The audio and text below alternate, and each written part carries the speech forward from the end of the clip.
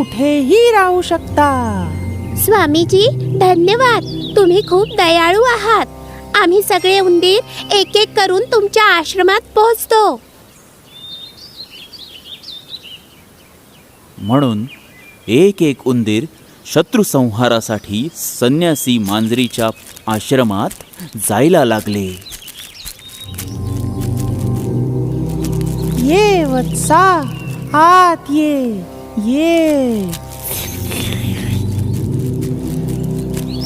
खूप वेळानंतर जेव्हा उंदीर बाहेर आला नाही तेव्हा बाकी उंदरांना शंका यायला लागली आणि ते बोलू लागले.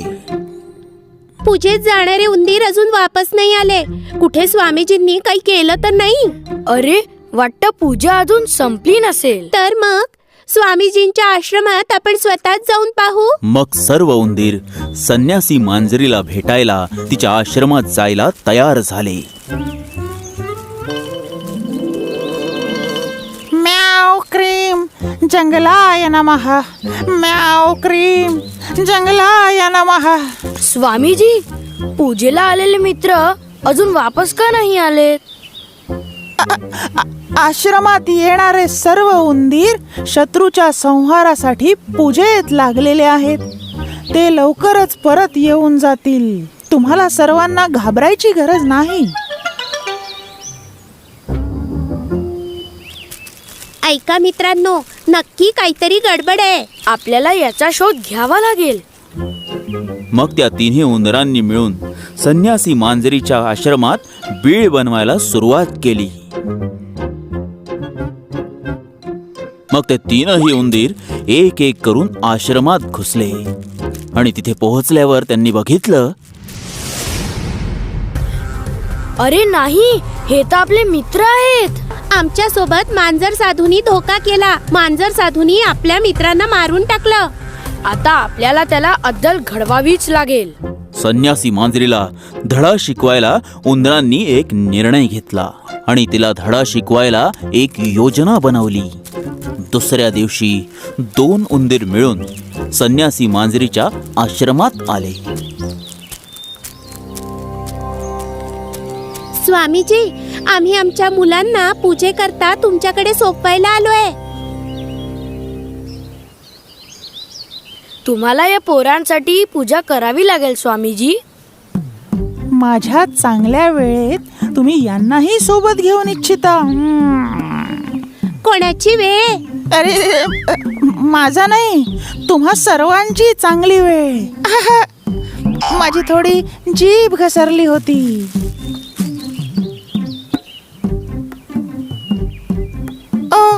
यांना तर शत्रू दोष लागलाय. मी त्यांना लवकरच बरा करून घेऊन येतो.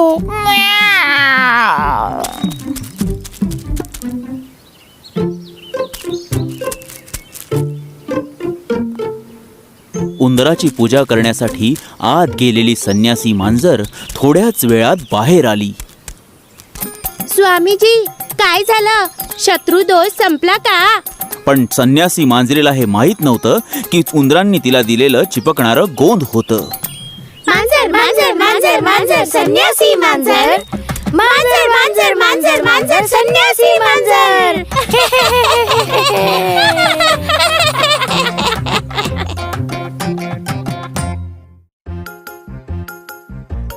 कनरन शेतकऱ्याच्या घरी उंदरांचा त्रास खूप वाढला होता. उंदरांच्या त्रासापासून सुटका मिळवण्यासाठी त्याने बरेच प्रयत्न केले.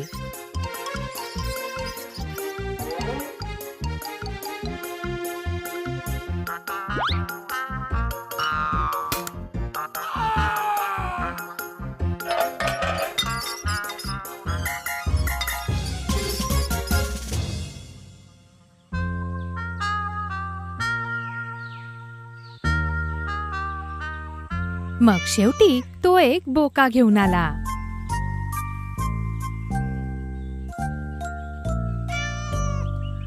सरसू, आजपासून उंदरांचे वाईट दिवस सुरू झाले.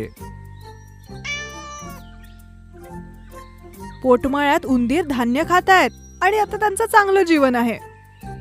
हा बोका सगळ्या उंदरांना एका पाठोपाठ एक खाऊन इथे खूप आनंदाने राहू शकतो. चला याचं नाव मिट्टू ठेवूया. वा, खूप छान. मिट्टू, मिट्टू बोका. मिट्टू मिट्टू बोका. अरे बापरे, एक मांजर! इथे थांबणं आता खूप धोकादायक आहे. मी पटकन जाऊन माझ्या मित्रांना सांगतो. मला वाटतंय त्याला मिट्टू नाव खूप आवडलं. अगं, याला लवकर लवकर दूध तर दे. याला दूध आणि तूप खाऊन ताकदवान करायचं आहे ना. याला उंदरही तर पकडायचे आहेत. आणि असेच दिवस जात होते. मिट्टू बोक्याला घाबरून उंदरांनी त्यांच्या बिळातून बाहेर येणं बंद केलं. आता इतक्या दिवसांपासून मी फक्त एकच गोष्ट सांगतो आहे की या बोक्याचा निकाल लावा. जर कोणाकडे काही उपाय असेल तर लवकरात लवकर सांगा. इतका विचार करूनही काही उपायच सुचत नाहीये हो दादा. तर मग भलं यातच आहे की आपण इथून निघून लवकर कुठेतरी दुसरीकडे जाऊया. तोवर तुमच्यापैकी कोणीही त्याच्या हाती लागायला नको. काही वेळा आधी मी स्वयंपाकघरात नारळाचा तुकडा खात होतो आणि तेव्हाच त्यावेळी तिथेही मांजर आली. हा, आणि मग ती हळूहळू माझ्या जवळ आली. मी तिथे नारळाचा तुकडा खात उभाच होतो, घाबरलेला, तर ती माझ्या बाजूने चालली गेली. हा, आणि त्याने तुला काहीच केलं नाही? ती तर माझ्या बाजूने अशा प्रकारे गेली जसं की तिने मला बघितलंच नाही. खूप विचार केल्यानंतर सुद्धा मला कळतच नाहीये की का. असं का आहे मी तुम्हाला सांगतो. घरच्या मालकांनी दिलेलं दूध, अंडे, मांस, मच्छी खाऊन तो बोका खूप जाड आणि लठ्ठ झालाय. कदाचित तो आपल्या सगळ्यांना एकत्र खायचा विचार करत असेल. मित्रांनो, मित्रांनो, मित्रांनो! कुठलाही गोंधळ न करता काय झालाय ते सांग. आपला उंदीर कुंजन आणि ती मोठी मांजर तिकडे तिकडे. हा, आपला कुंजन? अरे चला सगळे.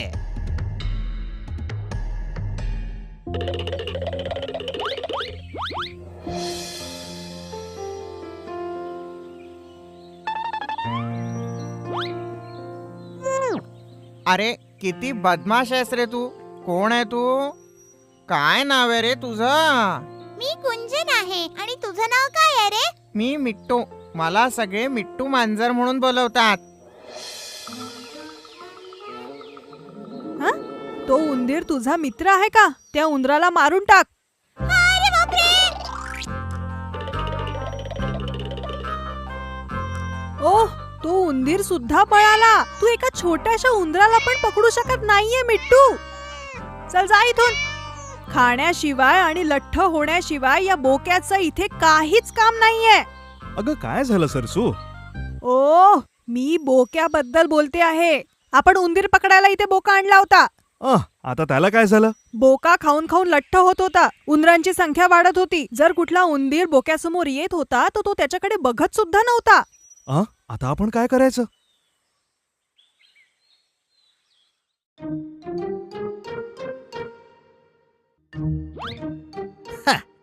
खरं तर मिट्टू बोका उंदरांचा शत्रू नाही तर मित्र आहे. अरे बोलू नको रे बाबा, शांत राहा. मला झोपू दे ना.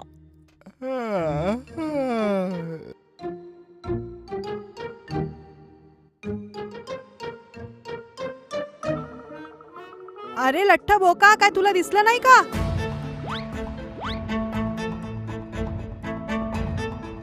आळशी मिट्टू बोका काही कामाचा नाही, हे घर मालकाच्या लक्षात आलं.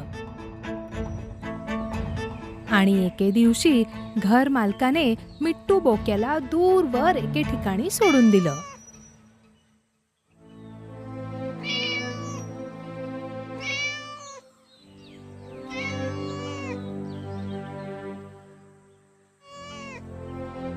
मी या उंदरांना त्रासलेली आहे. आपण एक बोका आणला पण त्याचा काहीच अर्थ नव्हता. कोणीतरी असं म्हटलं आहे, उंदरांना हरवायला घर जाळून टाकावं. मला वाटतं आपण असंच करावं.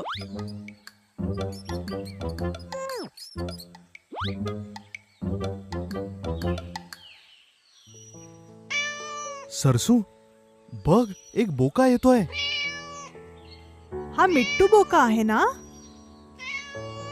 तो फक्त 2च आठवड्यात इतका बारीक झाला.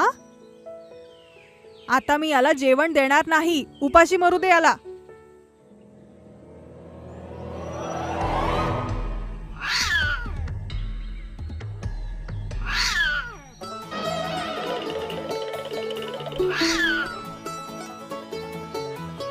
जेव्हा हा उपाशी होता, हा आपल्या शिकाराला पकडून खायला शिकला. आता आपला मिट्टू इथल्या सगळ्या उंदरांना खाऊन टाकेल. मिट्टू बोक्याने आळशीपणा सोडून दिला आणि सगळ्या उंदरांचा सफाया केला आणि अशा प्रकारे मिट्टू त्यांचा आवडता झाला.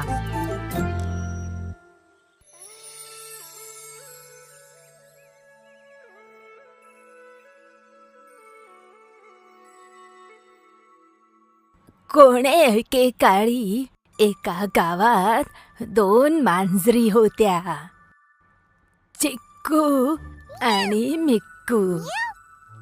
त्या दोघींना खूपच बदमाश होत्या.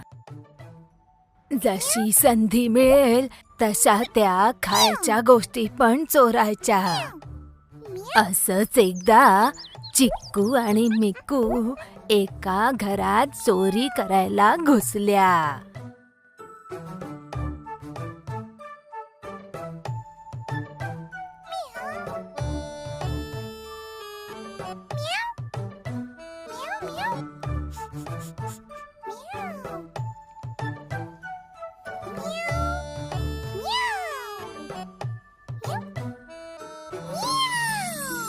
त्या दोघींना तिथे एक पोळी मिळाली.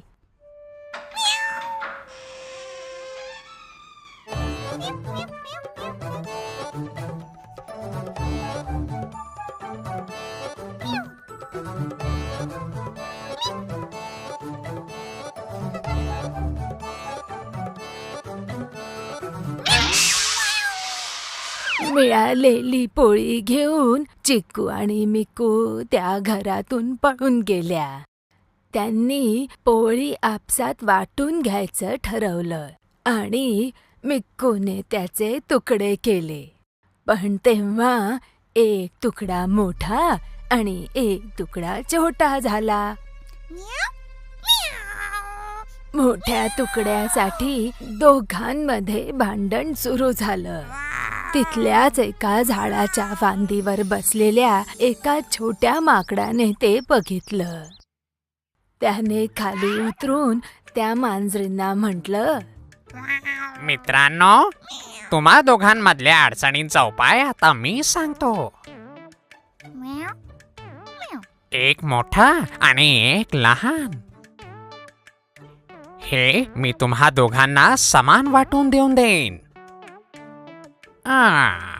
हा तर थोडासा मोठा आहे. हे घ्या.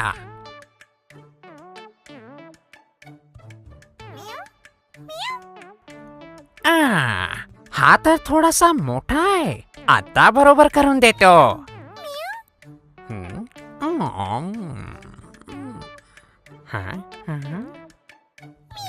आणि आता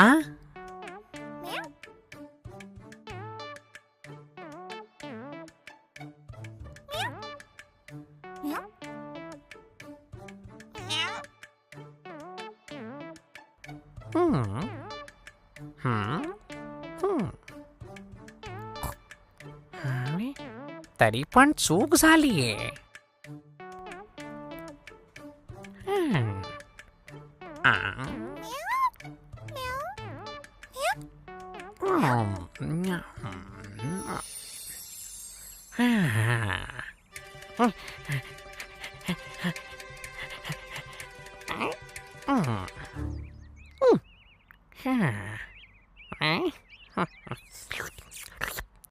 असं करत माकडाने ती पूर्ण पोळी खाऊन टाकली. जवळच्या झाडावर चढून गेला. लाजे खातर त्या मांजरी मान खाली घालून चालल्या गेल्या. हं.